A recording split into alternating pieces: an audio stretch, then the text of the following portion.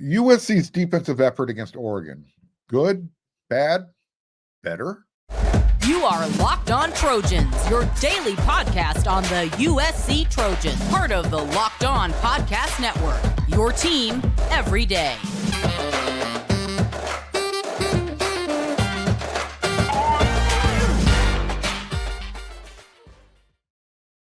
Hey, fight on, everyone. I'm your host, Mark Holkin, and thank you for making Locked On USC your first listen every day. Whether you're watching this show on YouTube or wherever you're going to download your podcast, this show is free. I appreciate your support. Do me a favor, show your appreciation. It means a lot. If you're watching on YouTube, become a subscriber. It's quick, it's easy, it's free. Click the red subscribe button. When you see the thumbs up, hit it, smash it. And don't forget to hit the bell notification button. That way you do not miss one episode Monday through Friday or any post-game reactions. This episode is brought to you by LinkedIn. These days, every new potential hire can feel like a high-stakes wager for your small business. That's why LinkedIn Jobs helps you find the right people for your team faster and for free. Post your job for free at linkedin.com/LockedOnCollege. Terms and conditions are going to apply. Who else hates that backseat driver? You know, that person riding shotgun who keeps saying, I told you. Or next time, listen to what I have to say. You know what? I'd hate me too, because I'm usually right more than I'm wrong. And I'm usually that guy in shotgun when I'm not driving.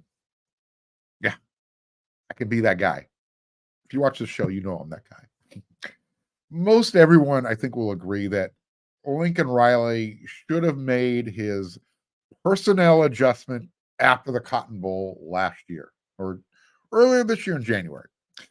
That's when he should have changed defense coordinators. And I think it probably would have saved both him and Alex Grinch a lot of anguish. And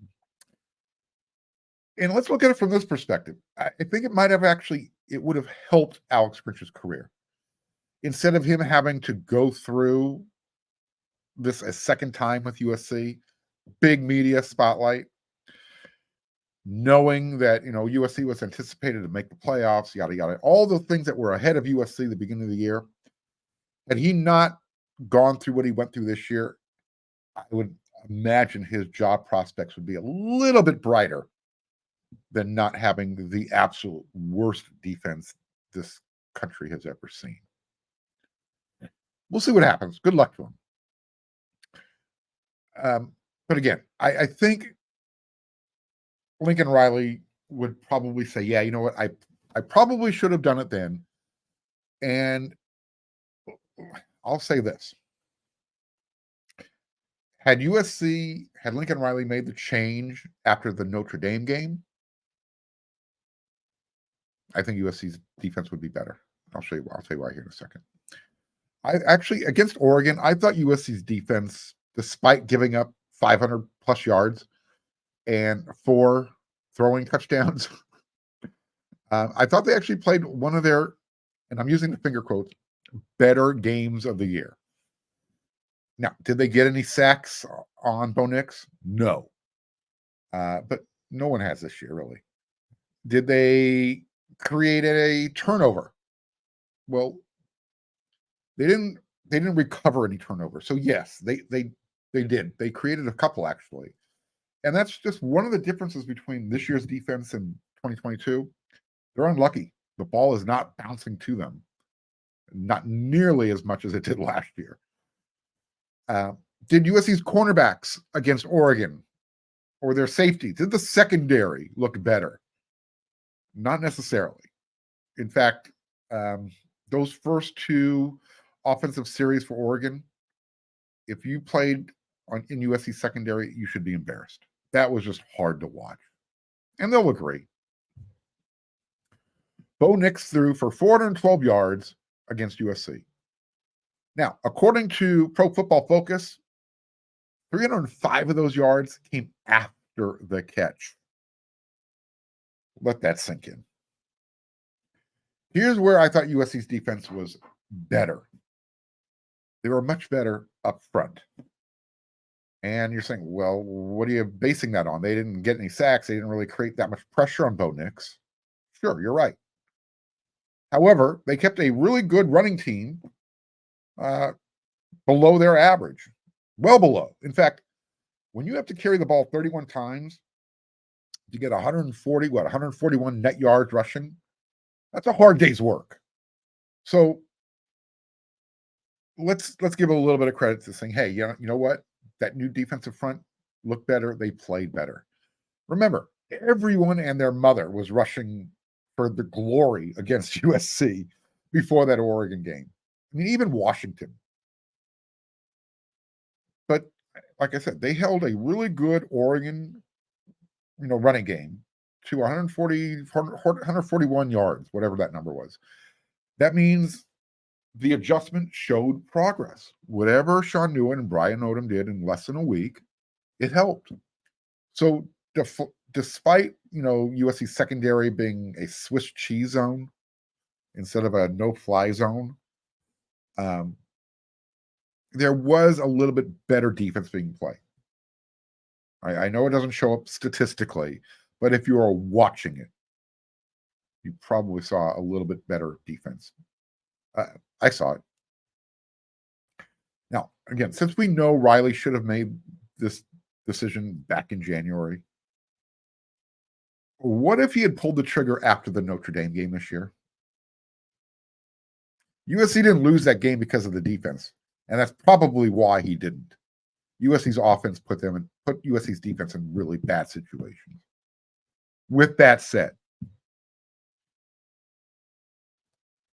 let's say Lincoln Riley pulled the trigger then.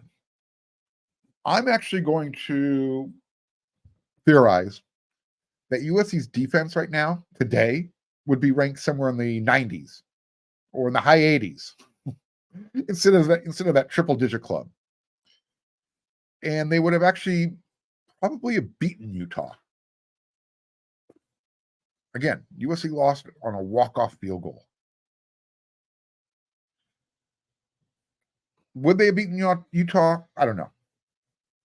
But they would have had enough time to come together by the time Washington came to LA.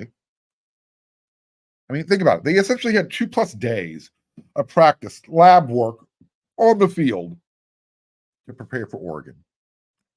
And again, I saw a discernible difference. Noticeable, especially in the rotation. One of the most notable was Dejon Benton. He suited up.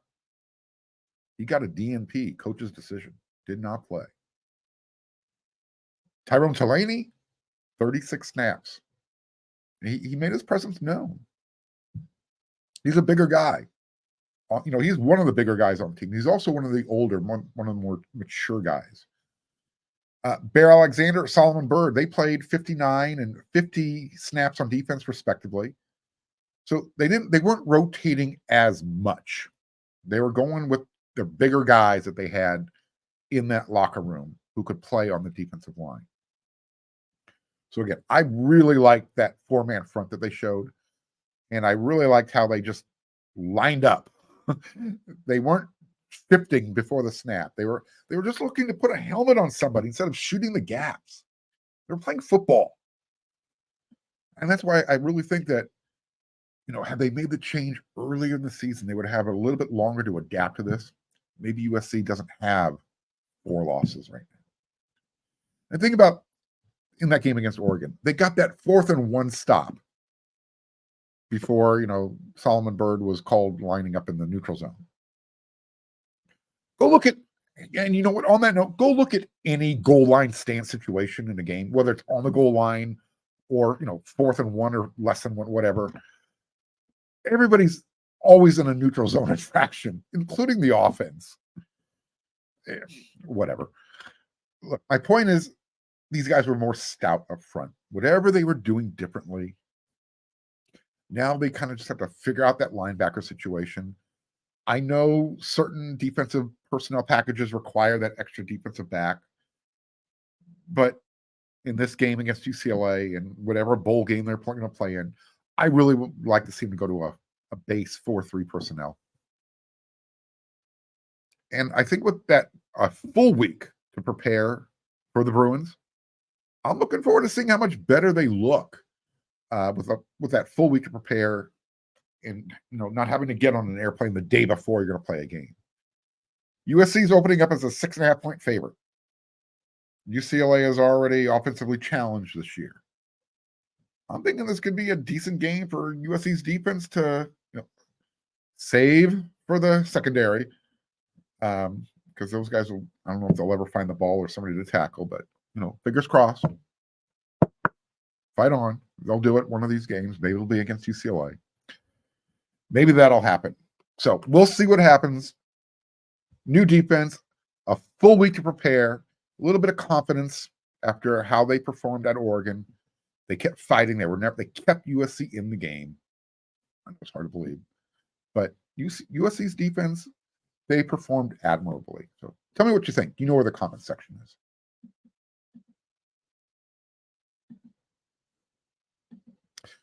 We spend a lot of time talking together, you and I. We get fired up, talk about the wins, we talk about the losses, who's playing, who's sitting, and I'm glad we're able to do that. Today, I want to talk to you about something a little bit more personal. I just learned that you can get a 1-year supply on your ED medication. You realize what that means, right? Yep. Bring on any extended travel. Bring on the next natural disaster. Bring on any supply chain issue. You're covered. You're covered, my friend, because you don't have to worry about whether you can get a refill for your generic Cialis, Viagra, Revasio. This is all possible because of your friends over at Jace Medical. You can go online right now, jacemedical.com, and you can receive your 12-month supply on your daily medication. Remember to use code LOCKEDON at checkout, and you're going to get a discount as well. If you or someone you love would like to get peace of mind by having a year's supply of any daily medication, go to jacemedical.com to see if it's offered for you. Remember to use promo code LOCKEDON, and you're going to get $20 off your purchase.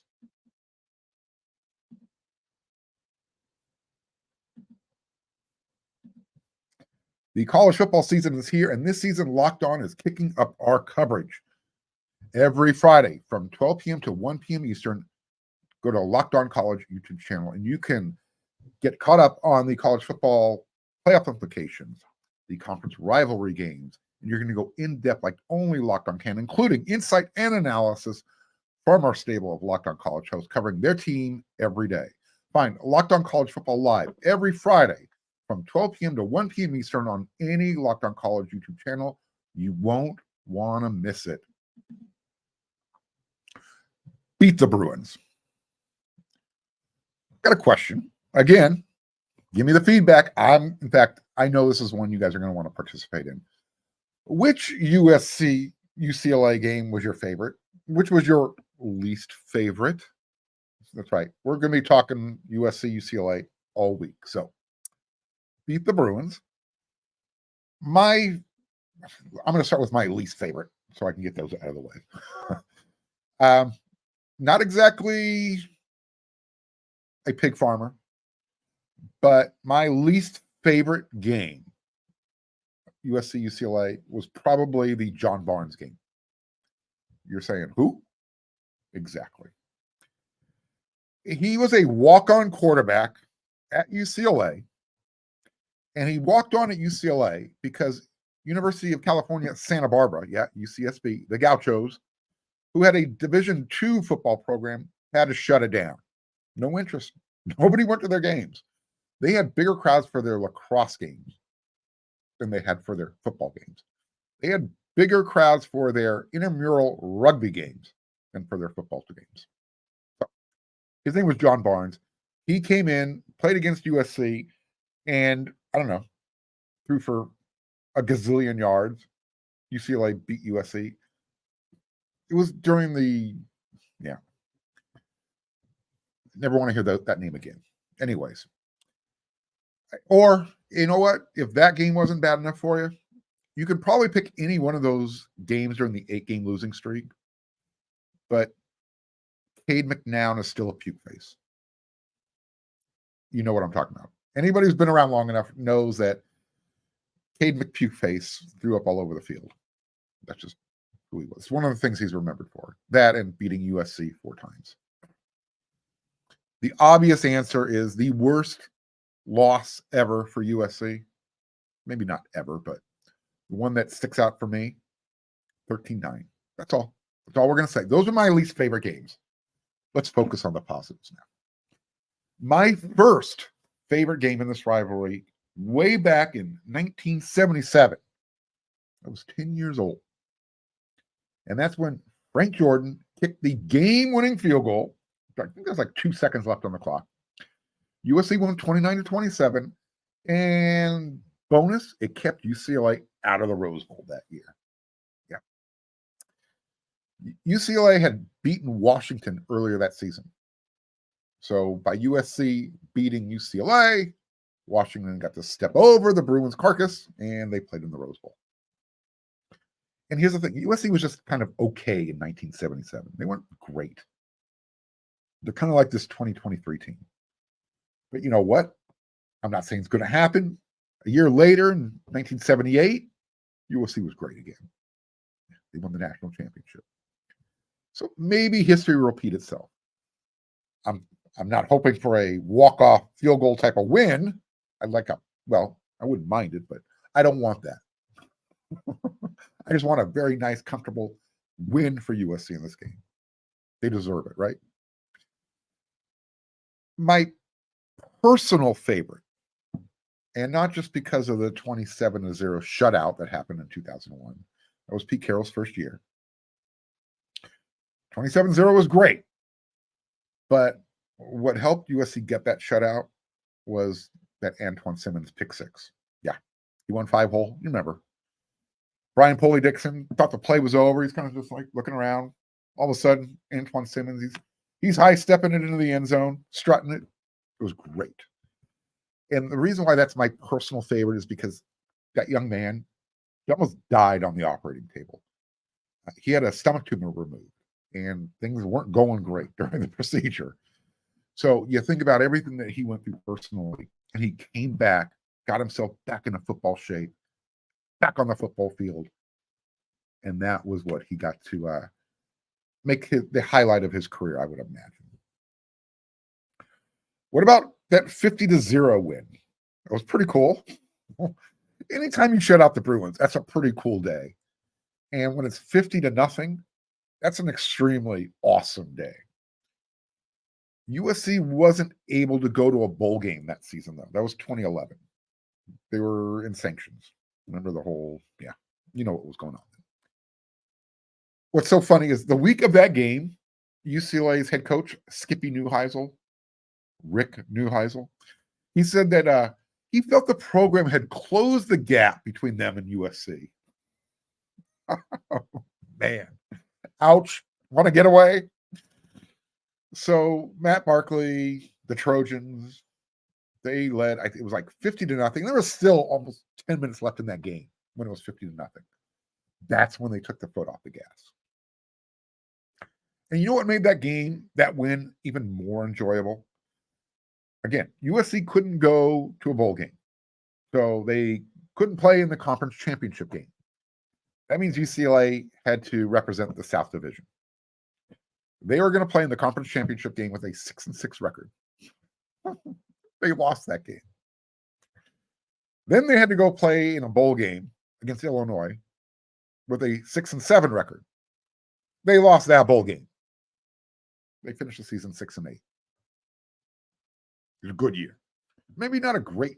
It was a good year for USC. They finished 10-2, but they couldn't. They were still under sanctions. So 2012 was the unfinished business season, and we know how that went.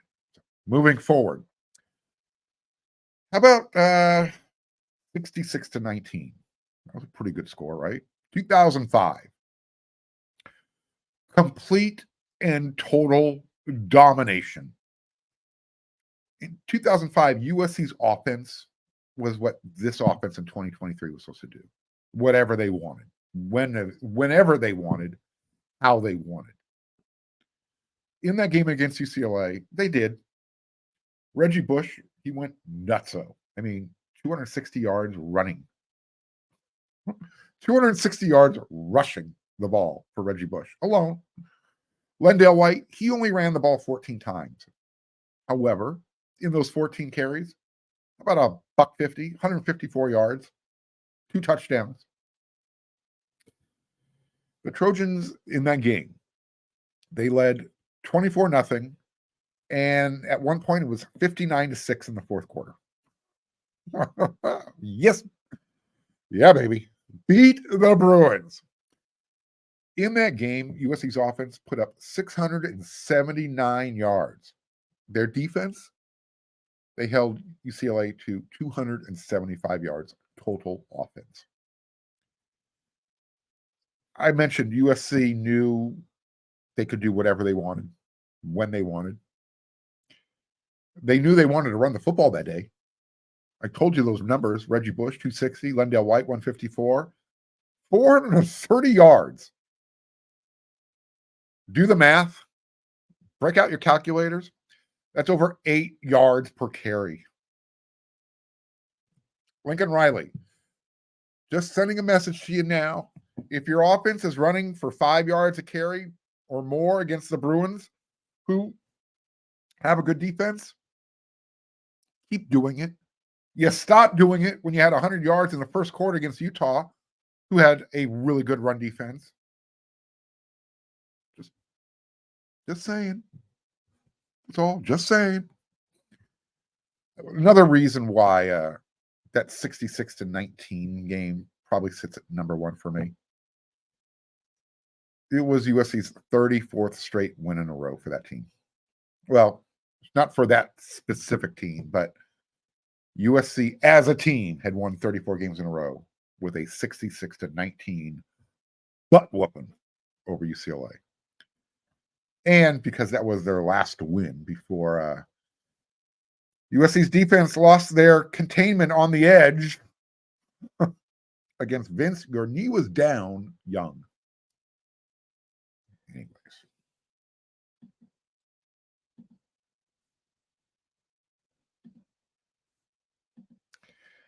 These days, every new potential hire can feel like a high-stakes wager for your small business, and you want to be 100% certain that you have access to the best qualified candidates available. That's why you have to check out LinkedIn Jobs. LinkedIn Jobs helps you find the right people for your team faster, and they're going to do it for free. And as easy as it is to use LinkedIn to find a job, it's also just as easy to create a job listing. And once you've done that, you take that purple hashtag hiring frame and you attach it to your own LinkedIn profile, and that's going to spread the word that you're hiring. LinkedIn provides you simple tools like screening questions, and that's going to make it really easy for you to focus on the candidates with just the right skills and experiences so you can quickly prioritize who you'd like to hire and not just interview. Recruiting the right person for your team means a better product. That's why small businesses rate LinkedIn Jobs number one in delivering the quality hires versus the leading competitors. LinkedIn Jobs helps you find the qualified candidates you want to talk to faster. Post your job for free at linkedin.com/LockedOnCollege. That's linkedin.com/LockedOnCollege to post your job for free. Terms and conditions do apply.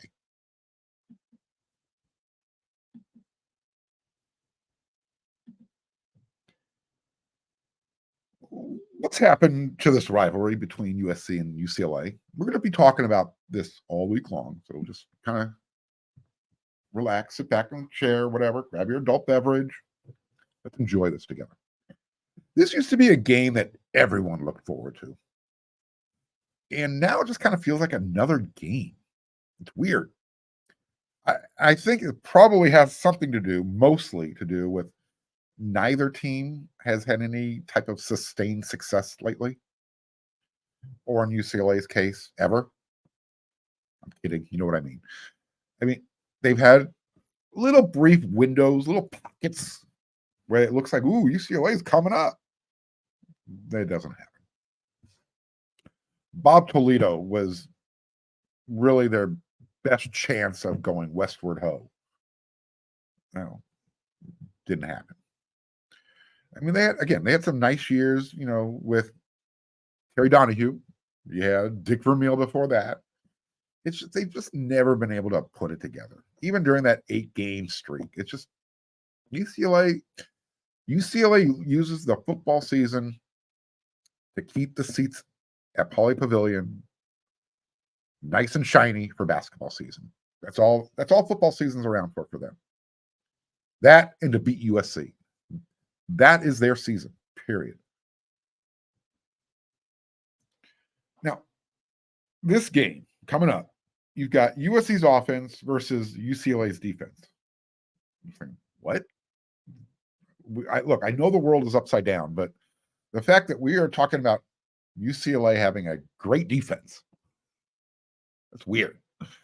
But I understand why USC's defense has kind of blown Cade McNowns all over the place all season. But why is offensive guru, why is Chip Kelly putting out such a putrid offense this year? I think most people are anticipating a very ugly game between these two squads. And it probably will be. I'm not sure what to expect. UCLA has, well, they're not sure who they're playing at quarterback right now. But that really, I don't think that's going to matter who they play at quarterback if you're going up against USC's secondary, especially this year. So if it's Curtis Schlee or if Dante Moore is healthy enough to play, or whomever they line up behind their center, they'll probably have a good game against USC secondary. Hopefully they don't, but history says this year you will, even a pig farmer. I know we're going to kick that horse until it's dead. Anywho, I know that USC can run on anyone. Offensively, they can run on anybody when they want to. That's, will Lincoln Riley want to, I guess, is the question. And if he wants to keep Caleb Williams healthy, upright, clean, he should. I mentioned USC was able to run against Utah until they stopped. UCLA's got a really good run defense too. I think they're giving up like 70 yards per game. Go get that in the first quarter, and then do that again in the second quarter, in the third and the fourth. 4 times 70 is 280 yards. That's a good day on the ground. You can do it, USC. And look, I'm saying running the ball would probably be a good game, a good way to protect Caleb Williams, protect your offensive line. I'm just saying this would be a really good game for those guys to have their best pass protection game of the season. UCLA's guys, they can get after the quarterback. Now, what would really be great is if Riley calls the offensive plays in a timely manner. Because that way I can actually see USC scoring and moving the ball easily, frequently. But if Lincoln Riley is going to continue to look for the perfect play call and allow the play clock to drain to 5 seconds or less every time before they snap the ball, every time, you're giving the advantage right back to UCLA. You can't do that. Stop doing that, please. Look, I trust USC's offense. I'm hoping the new look defense takes a baby step forward in the secondary. So because of that, because I know USC's offense will produce, and I don't have confidence yet, a lot of confidence in the new USC defense, I can see a high-scoring game. And I also trust Chip Kelly more than, again, this comes back to USC's defense. And it hurts me to say that. So take my pain away, USC defense. Step up. Do the job. Make this a fun game for USC fans.